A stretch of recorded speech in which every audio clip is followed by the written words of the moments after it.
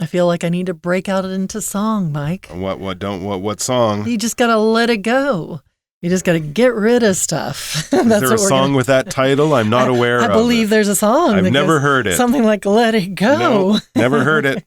Don't know anything about what you're talking about there, Elsa. Frozen what? Yeah, exactly. No, we're not talking about the movie, but that is the title because we're talking about what we should be doing with junk. Yeah. Things in our home that we don't really need. We should be decluttering. We should have a decluttering mindset. No, this is where you start singing. We should let it go. There we go. We should let it go, right? I mean, my mom's rule, and I try to live by this, but I'm not great. If you haven't touched it, used it, or thought of it in 2 years, which is quite a long time, that's good. Let it go. Let it Just go. Get rid of it. If you say, oh, but I really need that thing. But then think, have I used it since 2023 or whatever? Yeah. If the answer is no, then you don't need it. You've answered your own question. Yeah, our life article this month is really kind of bringing that into focus. It does make sense that we gather a lot of junk in your house that you just don't need. I think it's easier these days because it's so easy to buy stuff. Yeah. And we have all these cheap stores selling, cheap house goods or clothes or whatever. So I think there's probably more junk these days than there used to be. Why don't we listen to our article and then we'll get right into it. Let it go. The decluttering mindset. Living in a messy space can quietly increase stress and disrupt focus. That's why more people are turning to decluttering, a practice also known as danshari in Japanese. Danshari combines 3 concepts: dan, meaning to refuse unnecessary items, sha, meaning to dispose of unused things, and ri, meaning to separate from attachment to desires for unneeded stuff. This term was originally coined by Hideko Yamashita, a well-known Japanese author and clutter consultant. Later, it took the world by storm after Marie Kondo's Netflix show, Tidying Up with Marie Kondo. The benefits of decluttering extend beyond just having a tidy space. First of all, it can significantly improve both physical and mental health.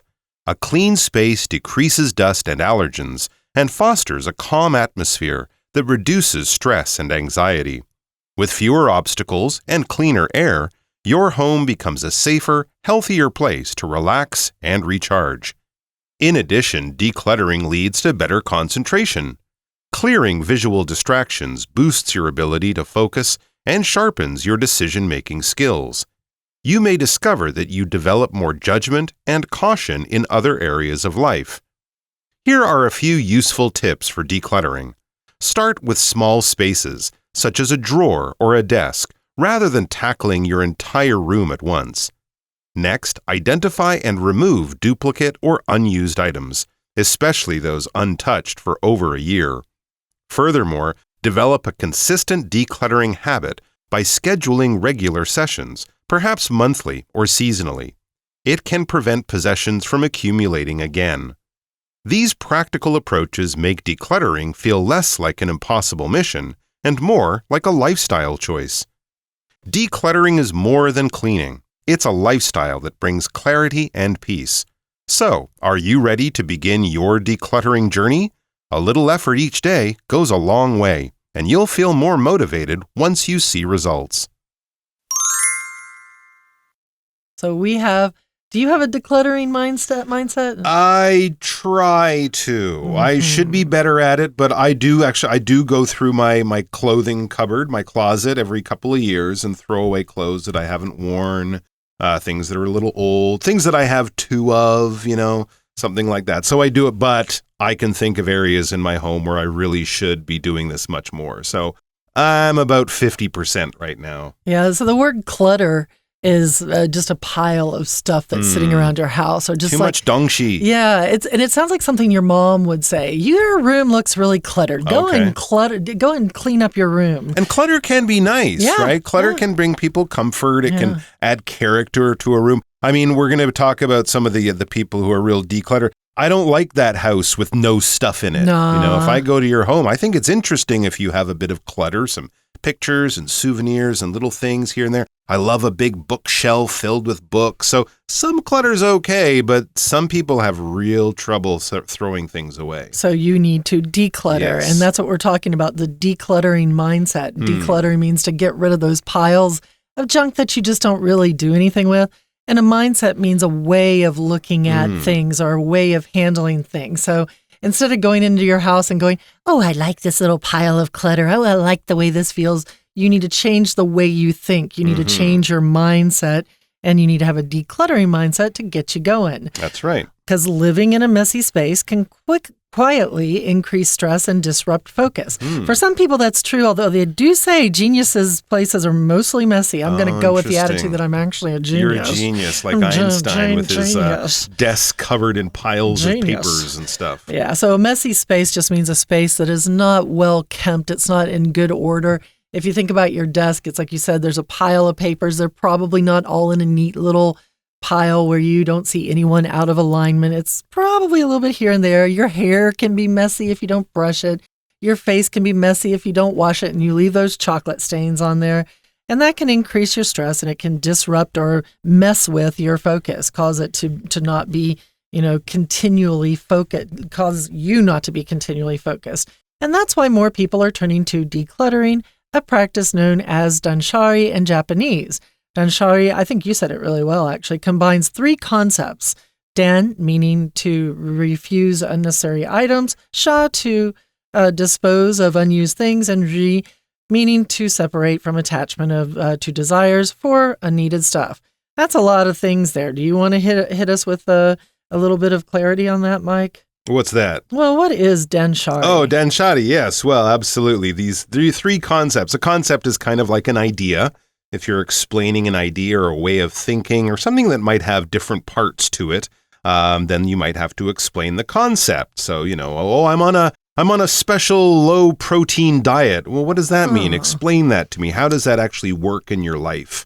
Something like that, So that would be a concept. And this is it's kind of like a philosophy. If you're explaining a religion or a way of thinking or something like that, you're kind of explaining the concept or the idea in the same way that if you're explaining a game, what is the game? How do we play it? What's the goal of the game?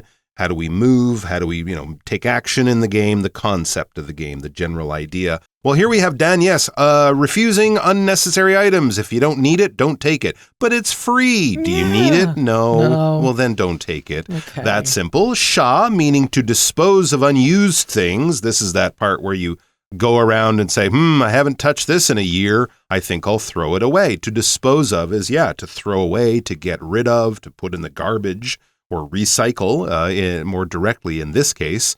But, if you're disposing of other things, you're just getting rid of things you don't really need. And then there's Ri, and that means to be separated from attachment to desires for unneeded stuff. And this is, and it's long, and it's probably the hard part. It's the emotional part of disposing of things. Yes, I know I don't need that Valentine's card from the girl I liked in grade 3, but I really like it. It's cute, and it reminds me of Bonnie and how she liked me, and she was so cute with her little ribbons. So you're attached to it, not physically attached, not joined together, the way trains will attach themselves to the cars they pull to be one long train. Here it's an emotional attachment. Your friends, your family. If you break up with someone, even if it wasn't a good relationship, you'll still feel sad because that attachment, has changed or has been lost. That connection to that person, that relationship has been lost. So we have these relationships. We have emotional connections or attachments to this unneeded stuff. Even if logically in our brain, we know we don't need it. Emotionally in our heart, we're like, no, but I don't want to throw that away. It's a photo. It's my grandfather's old hammer or something like that. Well, how often do you use a hammer? I never use a hammer. So you don't really need it then, do you? I mean, I think a few things it's okay, but often people just have a problem throwing away anything, no matter how useless it is, because it's just hard for them to, go through that and to break that attachment to this unneeded stuff. And this is a term, this danshari, was originally coined by Hideko Yamashita, a well-known Japanese author and a clutter consultant. Consultant. We've talked about clutter. We know what clutter is. So a clutter consultant, isn't that just the best title ever? Is that what you want to be called? You're a clutter consultant. So somebody who really is there to give advice and point out ways to fix a situation for you is often a consultant. You often pay that person to consult with them, to talk with them, and get their opinion, get their advice, get some knowledge about how to improve your situation. A lot of times you have people who are freelance consultants for businesses, and they get paid quite well. They get paid consultancy fees to come in and say, ooh, your business doesn't work because A, B, C, D, and Q. And they give you their advice after you consult with them, you talk with them. So that was from Yamashita. He had this term, I believe I'm not sure. Later, it took the world by storm after Marie Kondo's Netflix show, Tidying Up with Marie Kondo. And if you've ever watched her show, there's things like, does this bring you joy when you hold it in your hands? When you think of this thing, do you need it? You know, she folds up her things in the drawer so that they look perfect and it brings you joy. It's kind of creating a harmony with all of your leftover things that you keep around the house and decluttering and getting rid of the rest. The benefits of decluttering go beyond just having a tidy space. It's not just about having a clean space. First of all, it can significantly improve both physical and mental health. Once again, I believe that. However, I do believe that geniuses are often very cluttered in their home space. I'm going to stay with that opinion. All right. That's just a good reason to not throw away not throw stuff away because you're so smart. Yes, I'm just so smart. It doesn't affect my mental health. All right. So let's first see how having a cleaner space can be good for your physical health, your body, your just general health. It says a clean space decreases dust and allergens and fosters a calm atmosphere that reduces stress and anxiety. So this kind of covers both physical and mental health. The first thing is about the physical side. Your house will be cleaner. It will have less stuff in it, and stuff collects dust and allergens. Dust, as you know, is like very, very dry dirt. It's actually often made of skin cells and other things like that. But it collects in the corners of our house when we vacuum, when we dust, which is the verb we use to talk about walking around your home, wiping surfaces and collecting that gray stuff, that dust. The dust bunnies. The dust bunnies, as we call those sort of bundles of dust that you might find under your sofa. It's often a collection of dust and hair. So it decreases, it lowers the amount of dust and dirt and other things in your home. And also allergens. I mean, dust is just not really very healthy. It can make people cough or, things like that. But dust can also be a place where allergens collect. And it's a substance, an allergen is a substance or something that causes an allergic reaction. Some people almost feel like they have a cold when a home is too dusty. It's hard for them to breathe. Their nose runs. They have to blow their nose and things like that all the time.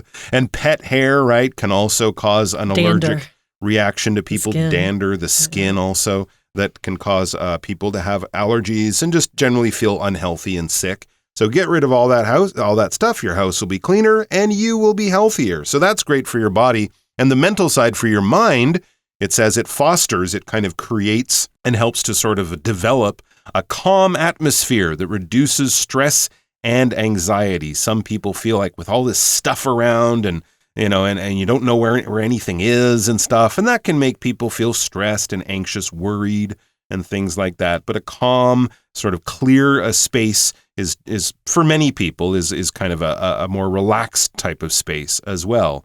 And then it says with fewer obstacles and cleaner air, so less stuff around, especially things on the floor that might be obstacles, things that might block doors or hallways or cause you to trip over them and things like that. With just fewer things underfoot and cleaner air because of less dust, your home becomes a safer, healthier place to relax and recharge. To recharge is like to get your energies back. When you go home, you rest, you feel good, you sleep well, you get up in the morning, and you feel great to start the next day because your house is a nice, clean, and healthy place to be. All right, let's take a break here, and then we'll listen to the second part of the article right before we come back to chat about it. 听众朋友大家好，我是安娜。我们今天要带大家来断舍离呀。哎呀，听到这个断舍离，你不要以为是老人的专利，每个人都要学断舍离，因为我们现在真的是一个物资太过于发达的年代，大家东西都好多哦。当东西很多的时候呢，是不是房间就会很乱，客厅也很乱？这个乱啊，除了 mess M-E-S-S 这个字之外，其实另外一个英文字叫做 clutter C-L-U-T-T-E-R。在我们标题当中有看到，可是你看到的它这个 clutter 这个字跟 de 开头跟 ing 结尾，也就是呢去除混乱，就叫做断舍离。这种 mindset 它其实是一种心态哦，它是一种生活方式诶。好，不过我们在这个文章当中啊，我们设计成为篇章结构有一点难度哦，5选4的篇章结构，还是会建议大家先看一下选项，因为你看了选项之后啊，进入到文章会有一种脉络，你会感觉接下来应该要讲什么吧，而那个什么就在我们现在已经先看过了，所以我们看选项的时候一定要做一点笔记哦。例如像选项 A 的 furthermore 这是关键字，就把它抓出来。除此之外，言下之意 A 选项之前一定有先谈了什么东西，然后才会说除此之外啊，我们一定要养成一种常常清理的一种习惯啊，我们要这个 schedule 一些 regular sessions 固定的一些时间啊，不管是每个月还是每一季，我们都要来清这个我们的东西。这感觉起来好像要在谈方法，对不对？所以这个 furthermore 很重要，你也可以把它标一下，比如说方法，断舍离的方法，等一下就比较好找答案哦。接着 B 选项的 this term， 这个 this 的只是代名词啊， this term 这个词就表示前文有提到某一个词汇，然后才会接着说这个词啊 originally 本来是由一个日本人 Cohen 的把它刻出来的，也就是创造出来的，他就是所谓的日本的一个作者啊，他本身也是一个 consultant 的这个词是由他创出来的哦。 B 选项之前应该在解释一个词汇。好， C 选项就提到干净的地方啊，真的你就不会有一些灰尘啊过敏源啊，这样子的话呢，你就会觉得有一种很宁静的地点这种气氛呢就可以不会有 stress anxiety。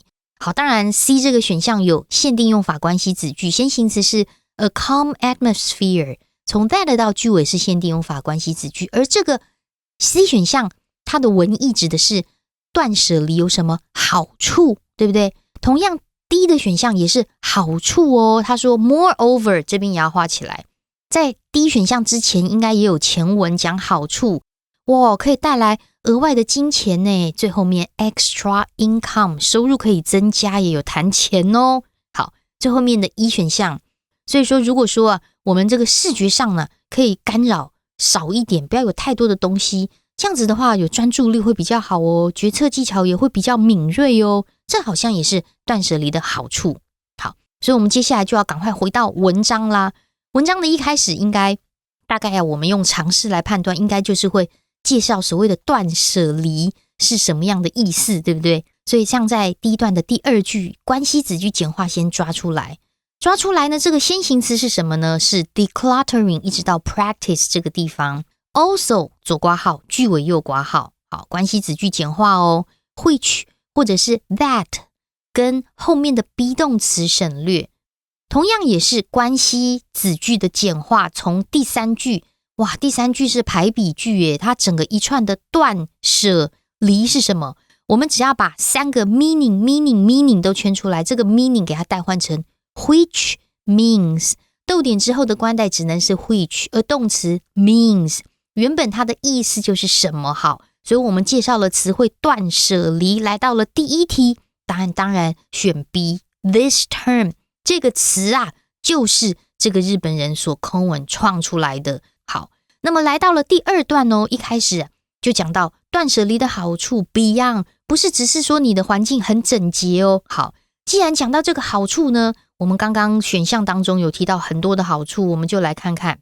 但是特别注意第2句最后面的 physical and mental health 就预告了我们的好处只管我身体上 physical， mental 心理上的健康。所以接下来到了第2题，我要先讲第一个好处，但是这个好处我们选项有很多，所以我们先从第4句这个地方来判断。第4句告诉我们 fewer obstacles 比较少的障碍物，跟 cleaner air 比较干净的空气，所以我们判断第2题应该要选 C， 所以干净的空气啊，有少过敏源少了，灰尘少啦，就会比较不会有压力，也比较平静。All right, we're going to take a quick break and then we'll be right back.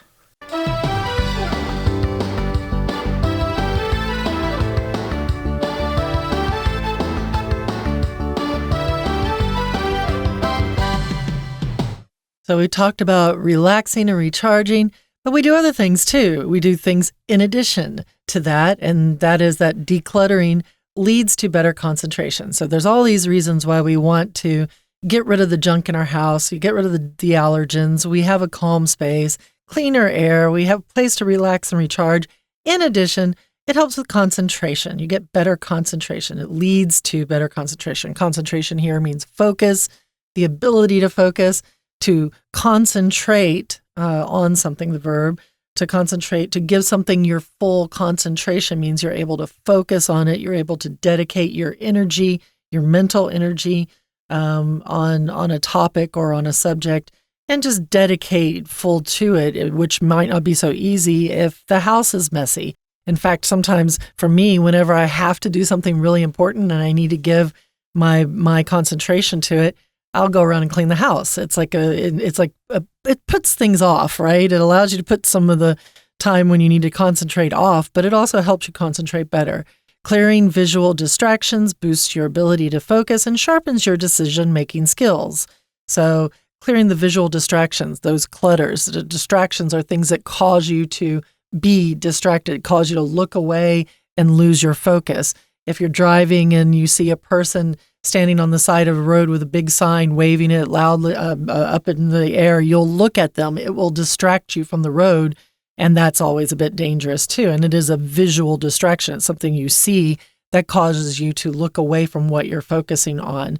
So clutter can do that, and it helps you to sharpen your decision-making skills when you get rid of it.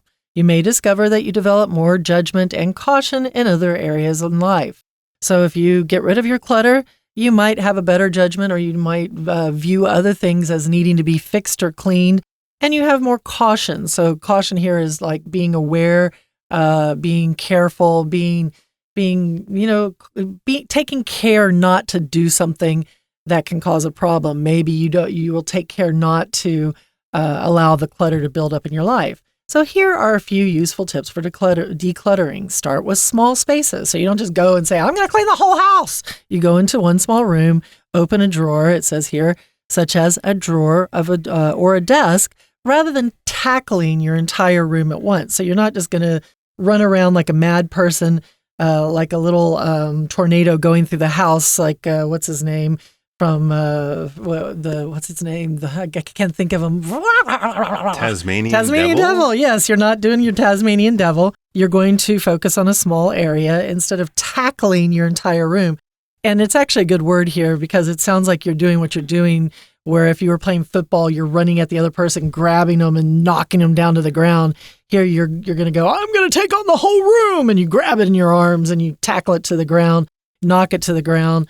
And try and clean it all at once. But here, tackling just means to take on, to go and take care of this one whole space. Yeah, for challenging tasks, we often hear this, right? One bite at a time. Don't try to eat the whole thing. Or, if you're going to get healthy, don't say, I'm going to run a marathon. Tomorrow. No, try to run a 3K run and then go from there. So yeah, start small. In other words, do something manageable. And then that success will lead to other things, and you'll, develop a good habit. Next, it says, identify and remove duplicate or unused items, especially those untouched for over a year. Cables. I like this rule. I like these rules are good because often when you're doing something difficult, a rule like this can kind of help you get past that, but I really like it. Yeah, but have you used it in a year? No. There you go. You've answered your own question as to whether you can throw it out. You can. So identify. When you identify something, you look at something and you know what it is. In other words, you're going around your house and you're finding different things that are in boxes or drawers or at the back of your cupboard, and you're being able to go, this is something that is mine. I know when I bought it or whatever, and I also know that I don't need it or don't use it. Okay, so basically you're making a clear distinction, a clear division between things that are useful that you do use and things that, no, in all honesty, you really don't use those things. So those things that you've identified as basically unused in your home, get rid of them. If they are duplicates, if they're doubles of something, if you have 2 pairs of rain boots or, more than 1 or 2 umbrellas or something like that, you don't need 5 umbrellas. You only have 1 head. So you can get rid of those things, right? Extra winter jackets. If you have a collection of scarves or winter hats and you live in Taiwan, you don't need 4 winter hats, so you can throw 3 of them away. Especially if they've been untouched or unused for over a year, right? If you haven't used it in a year, if you haven't touched it in a year, and I also like the rule if you haven't thought about it in a year, because if you think about it, that might mean a strong emotional attachment to something, you know, like I'm so glad I have that old picture of grandma and grandpa on their wedding day. Well, maybe you don't use it, maybe it's in a box, but you think about it. So it is important to you. But if it's something you're like, oh yeah, this thing I completely forgot about, throw it away. Furthermore, in addition, develop a consistent decluttering habit by scheduling regular sessions, perhaps monthly or seasonally. You know, kind of like eating well or exercising right and doing things like that. It's about getting into a habit, something that becomes part of your lifestyle. So instead of sort of forcing yourself to do something every few months when the situation gets bad, just do it a little bit all the time. And after a few weeks or a few months, it will just become part of what you do. Every Sunday afternoon, or once a month, or the first Sunday of each month, you go into a room and you throw some stuff out. That's kind of what we're trying to talk about here. This habit of regular sessions, perhaps monthly, every month, or seasonally, every season, especially useful for clothing, because, of course, your wardrobe, the clothes you wear, might change as the seasons change. And that can prevent possessions from accumulating again. If you kind of regularly clear things, stuff, treasures, out, garbage that you've collected, possessions, then things that you own, from accumulating again. So it doesn't gather into groups and clusters and become clutter. These practical approaches make decluttering feel less like an impossible mission and more like a lifestyle choice.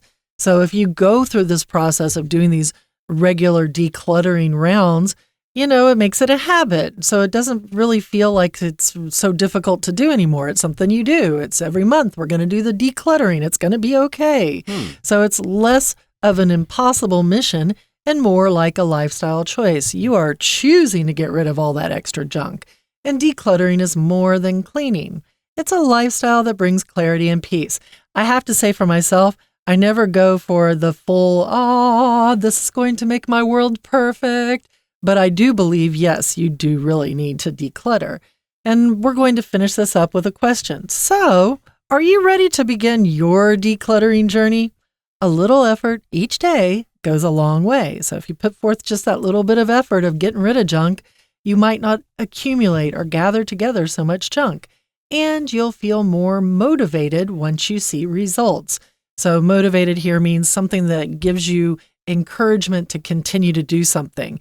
If you go to the gym for a week and you lose a kilo or you lose a half a kilo, that might motivate you. It might encourage you to make you continue to have that drive to go to the gym and keep getting in better and better shape and losing the weight that you felt like you've got too much of. So if you've got too much junk around and you get rid of some of it and you're like, wow, this house is really nice. I like the way this looks.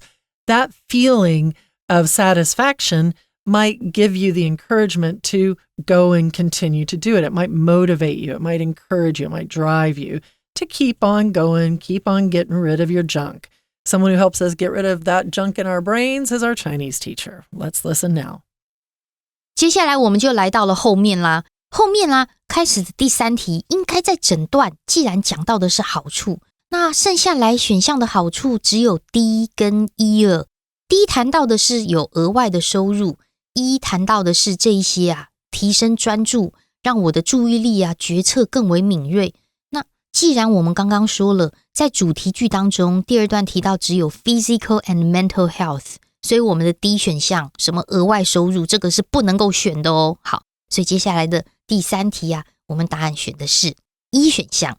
好，接下来就赶快来到第3段的地方这边就提到一些 tips， 断舍离的技巧断舍离的方法。所以最后面呢，我们只有把 A 放到第4题啦。所以断舍离有什么样的方法呢？首先先从小空间开始，然后呢一次只整理一个地方。这个一次我们来看一下第3段的第2句最后面这边的 at once。at once 不是突然它是一次 at once， 就是在一次当中就只整理一个小房间、小空间。好，所以接下来来到我们最后面 furthermore， 除此之外，不是你只整理一次哦，还要 develop 一种 habit， 我们要规律的来去整理我们的地方。所以希望大家不要觉得断舍离好像是老人要去准备整理自己的遗物这种感觉，其实每个人都要学断舍离哦。以上是我们今天内容，我是安娜，我们下次见。Okay, everybody, get out there, get motivated, go and declutter, get your declutter mindset on. I like this. I'm going to go home and declutter I'm going to declutter a drawer. Yeah. One drawer. Don't tackle the whole thing. I hope I throw a thing away. For English Digest, I'm One Leah. or two. And I'm Mike. Declutter your world, everyone. Good luck. Bye-bye. Bye-bye.